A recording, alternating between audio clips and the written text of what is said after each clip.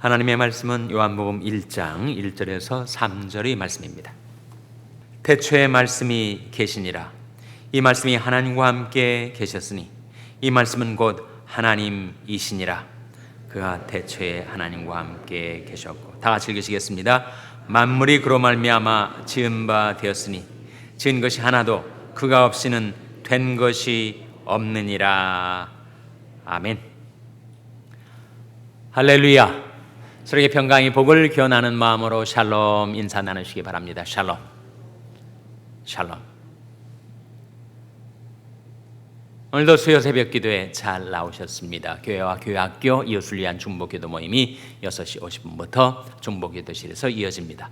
오늘은 사순절의 첫날, 사순절 40일 특별 새벽 기도회의 첫날 새벽 예배 여러분 잘 나오셨습니다. 사순절이 무엇인가? 말 그대로 40일이란 뜻인데 우리 주 예수 그리스도께서 우리를 위하여 광야에서 40일간 고난을 당하셨던 것을 기억하고 주님을 생각하고 주님께로 더 가까이 나오는 은혜의 절기죠. 사순절에는 사람들이 자기가 좋아하는 것 포기합니다. 초콜릿을 좋아하는 사람은 초콜릿을 40일 동안은 최소한 안 먹으려고 포기하고, 또 야구 광인 사람들은 야구 중계를 또 40일 동안에는 스스로 절제를 합니다. 사순절은 근신과 절제의 기간이죠. 제 친구 목사 한 사람은 선교지에 나갔다가 갑자기 위가 칼로 찐 듯한 그런 엄청난 통증을 느꼈다고 해요. 그래서 정말 배를 잡고 구를 정도의 그런 칼로 위장을 찢어놓는 듯한 그런 고통을 당해서 그가 하나님 앞에 이렇게 기도를 했다고 합니다. 나름대로 소원 기도했다고 해요. 하나님, 제가 제게 제일 좋아하는 그 한 가지를 제가 평생 절제하겠습니다. 자기가 제일 좋아하는 것이 커피를 마시는 거였대요. 하루에 10잔 넘게 커피를 마셨으니까 오랜 기간 동안에 축적이 되니까 소화기관을 완전히 망가뜨려 놓은 거예요. 그래서 제가 하나님 이 고통에서 저를 건져주시면 제가 일생 동안 커피를 마시지 않겠습니다. 뉴욕에서 목회하는 친구 목사인데 며칠 전에 이쪽을 방문해서 내가 커피 한잔 하겠냐고 저도 안 마시면서 권했더니 자기 얘기를 하는 거예요. 그래서 그 고통 중에 하나님 앞에 드렸던 기도, 소원 기도였는데 희한하게도 말이죠, 그렇게 며칠 위를 찢어놓는 그런 고통이 그 기도를 드리는 순간 일순간에 사라져버렸대요. 그래서 자기가 지금까지 연약하지만 건강을 지탱할 수 있었던 것이 아마 그때의 그 경험이었다, 이렇게 얘기를 하더라고요. 여러분이 제일 좋아하는 것이 무엇인지 저는 알 수 없습니다만 정말 사순절 기간 동안에는 근신하고 절제하는 기간. 그러나 근신과 절제보다 더 중요한 것이 있습니다. 그것은 바로 이 사순절의 의, 그것은 바로 예수를 바라보고 예수를 깊이 생각하고 예수께 나아가는 은혜의 기간이지. 이게 내가 근신하고 절제하는 것보다 더 중요한 것. 믿음의 주요 또 온전케 하시는 이인 예수를 바라보자. 예수를 바라보는 기간. 예수를 깊이 생각하라. 예수님을 깊이 생각하는 기간. 우리는 그 능력을 주고 영문 밖으로 그에게 나아가자. 예수께 나아가는 기간. 여러분이 무엇을 절제하고 무엇을 포기할지 저는 알 수 없지만 그보다 더 중요한 것은 이 사순절 기간이야말로 나를 위하여 대신 고난받으신 우리 주 예수님을 바라보고 예수님을 깊이 생각하고 날마다 예수님께 가까이 나오는 그런 은혜의 사순절이 되시기를 주님의 이름으로 축원합니다. 이 사순절 때마다 우리가 사복음서를 1년에 한 복음서씩 이렇게 사이클로 돌아갑니다. 금년에는 2020년 사순절 기간 동안은 요한복음 말씀을 우리가 쭉 상고해 나갈 거예요.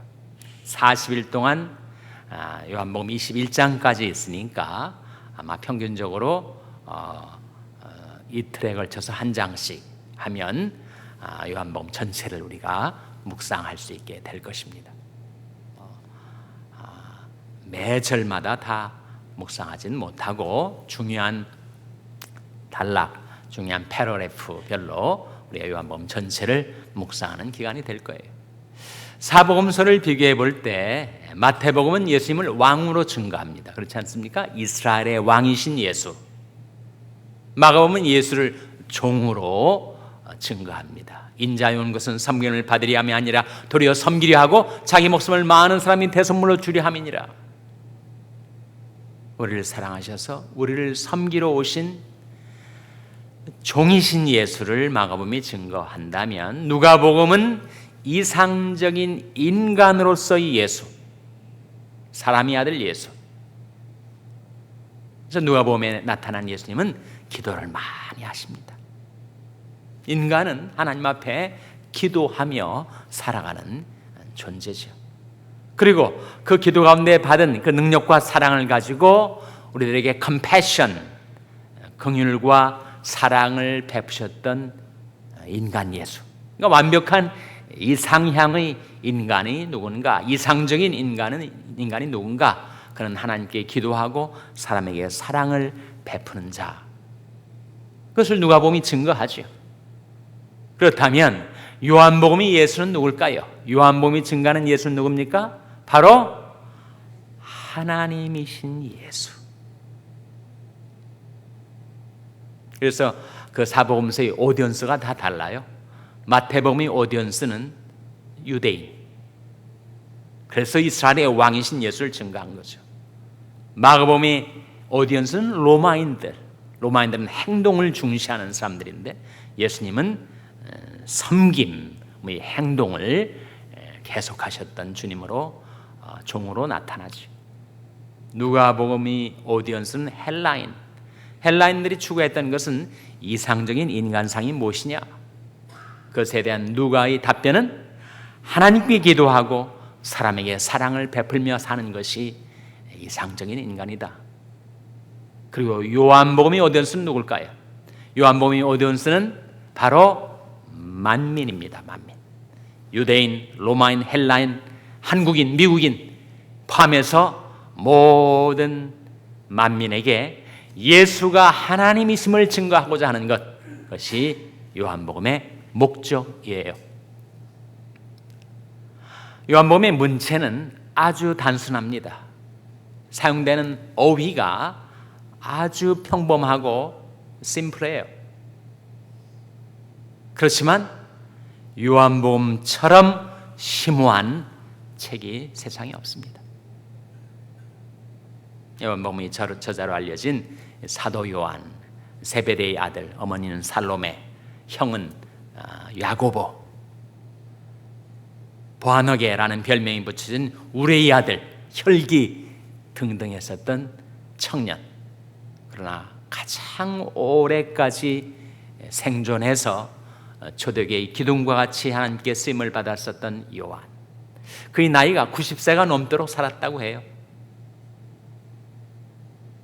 주님과 평생을 교제하고 동행했던 그 우레의 아들이 사랑의 사도로 변화가 되었습니다. 아마도 예수님을 가장 깊이 이해하고 예수님을 가장 잘 알고 예수님께 가장 근접하게 닮아갔었던 인물이 바로 요한. 그 요한에 의해서 쓰여진 성경의 책이 여러 권 있지 않습니까? 요한복음도 있고 요한 1서, 요한 2서, 요한 3서, 또 뭐가 있습니까? 요한 계시록이 있죠. 그래서 아마 지구상에 생존했던 그 그 어느 사람보다도 늘 예수님을 바라보고 늘 예수님을 깊이 생각하고 날마다 예수님께로 가까이 나아가서 예수님을 가장 깊이 이해했기 때문에 단순한 문체로 심오한 진리를 기록하는 것이 바로 요한복음이다. 오늘 요한복음의 서론격인 1장 1절부터 3절까지 말씀 다시 한번 우리 같이 봉독하겠습니다. 요한복음 1장 1절에서 3절 말씀 함께 봉독하겠습니다. 시작. 태초에 말씀이 계시니라. 이 말씀이 하나님과 함께 계셨으니 이 말씀은 곧 하나님이시니라. 그가 태초에 하나님과 함께 계셨고 만물이 그로 말미암아 지은 바 되었으니 지은 것이 하나도 그가 없이는 된 것이 없느니라. 정말 요한복음이 열리면서 장엄한 서곡이 울려 퍼지는 거 아니에요? 이렇게 장엄하게 시작되는 성경이 두 권 더 있는데 하나는 창세기 아닙니까? 태초에 하나님이 천지를 창조하시니라. 창세기가 그렇게 장엄하게 시작되죠. 또 한 권의 책이 있으니 바로 히브리서 아닙니까? 히브리서 1장 1절에 옛적에 선지자들로 여러 부분과 여러 모양으로 우리 조상들에게 말씀하시던 하나님이 이 모든 날 마지막에 아들로 우리에게 말씀하셨으니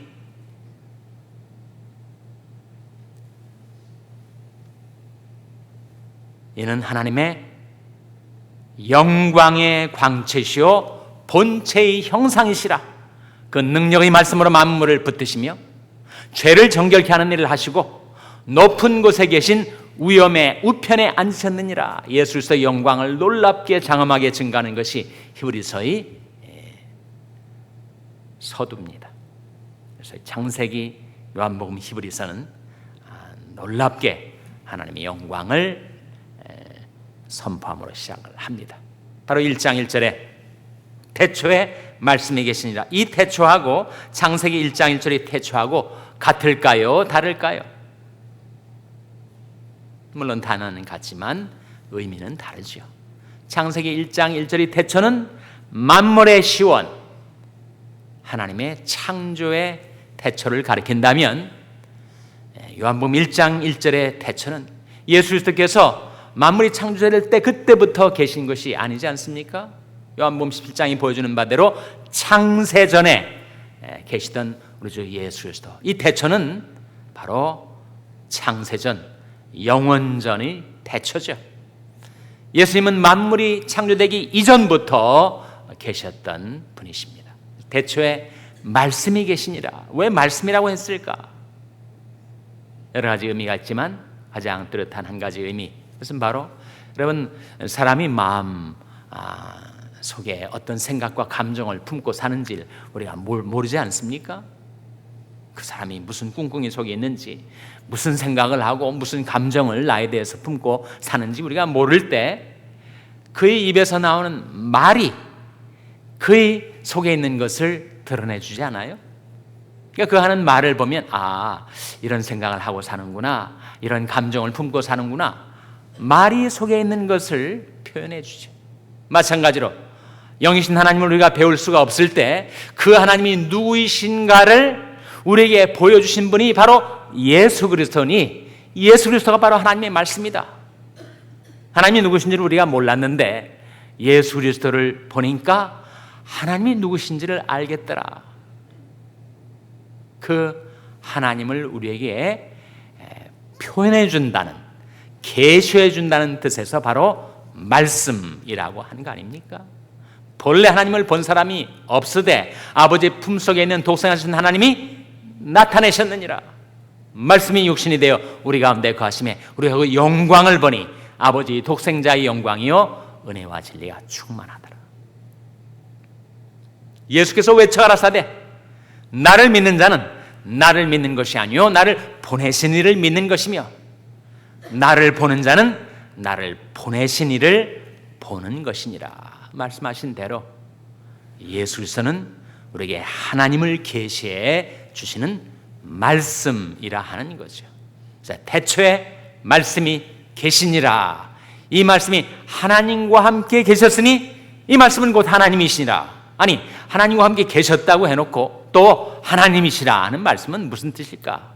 그것이 바로 삼위일체의 신비를 보여주는 것이죠. 태초부터 계셨던 말씀이신 예수 그리스도는 하나님과 함께 계셨고 위가 다르다는 거죠. 그는 하나님이시다. 본체가 동일하다는 거죠. 삼위일체란 말 그대로 위는 셋이고 성부, 성자, 성령, 위는 셋이고 그리고 본체는 하나다. 이게 삼위일체의 뜻 아니에요? 위가 다르다는 것은 하나님 아버지, 주 예수 그리스도 성령의 위가, 인격이, person이 다르다는 뜻이고, 그리고 일체의 체는 바로 substance, 그 하나님의 본체는 하나다. 우리는 삼위일체의 신비를 다 이해할 수가 없습니다. 이 말씀이 증거해 주는 것은 바로 태초부터 계시던 말씀이신 예수 그리스도는 하나님과 함께 계셨고 하나님과의 교제, 하나님과의 교통이 영원 전부터 영원 후까지 이어지는 하나님의 신비. 예수 그리스도는 하나님과 함께 계셨고 또한 그는 하나님이시다. 그가 태초에 하나님과 함께 계셨고, 다시 한번 2절에서 반복됩니다. 3절 말씀, 만물이 그로 말미암아 지은 바 되었으니 지은 것이 하나도 그가 없이는 된 것이 없느니라. 그러면 예수 그리스도는 누가 되는 거예요? 예수 그리스도는 바로 창조주이시라는 거죠. 창조주. 예수 그리스도는 만물을 지으신 창조주이시다. 지어진 피조물이 하나님을 거역하고 배반하고 하나님을 떠났을 때 그들을 다시 하나님께로 되돌리시는 구속주이시죠. 그리고 예수 그리스도는 세상 마지막 날에 온 세상을 하나님이 공의로 심판하실 심판주이십니다. 여러분, 누군가를 하나님이라고 말할 때 가장 중요한 뜻은 바로 그가 창조주라면 하나님이시고, 구속주라면 하나님이시고, 심판주라면 하나님이시지 않겠습니까? 바로 예수 그리스도가 그러하시다 하는 거죠. 그래서 이 아침에도 우리가 주님 앞에 나와서 경배드리고 기도하는데, 이 아침에도 나를 만나주시는 나의 주 예수님이 누구이신가? 예수님은 바로 나를 지으신 창조주, 나를 죄악과 멸망에서 구원해 주신 구속주, 인류 역사의 종말에 나와 만민을 심판하실 심판주, 그 예수님을 우리가 의지하며 사는 거죠. 그런데 여러분 어떻습니까? 성경에 삼위일체의 신비는 정말 우리 이성으로 이해하기가 어려운데, 예수님이 누구신가에 대해서 좀 우리한테 속 시원하게, 애매하게 또는 신비하게가 아니고 좀 확실하게 예수님이 하나님이시다, 그런 증거가 있는가? 물론 하나님이 아들이라는 말씀은 많이 나오는데 예수님이 하나님이시다라고 하는 좀 확실하고 극명한 증거가 어디에 성경에 나옵니까? 예수님이 신성도 인정하겠고 예수님이 하나님의 아들 되심도 인정하겠고, 그런데 예수가 바로 하나님이다 라고 하는 증언이 성경에 나오는가? 나옵니까? 어디에 나와요? 오늘 본 말씀에 나오지 않습니까? 그가 태초에 하나님과 함께 계셨고 그는 바로 하나님이시다. 1장 1절에 나오지 않습니까? 이 말씀은 곧 하나님이시니라.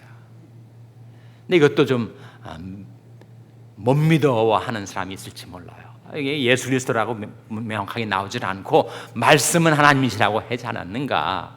좀 예수 그리스도가 하나님이시다라고 하는 확실한 증거가 있으면 한번 대보시오. 요한일서 5장 20절에 나옵니다. 한번 찾아보시기 바랍니다.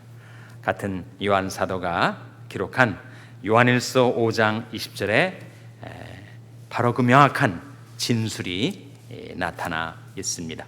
요한일서 5장 20절 말씀은 신약성경 395면이에요. 신약성경 395면.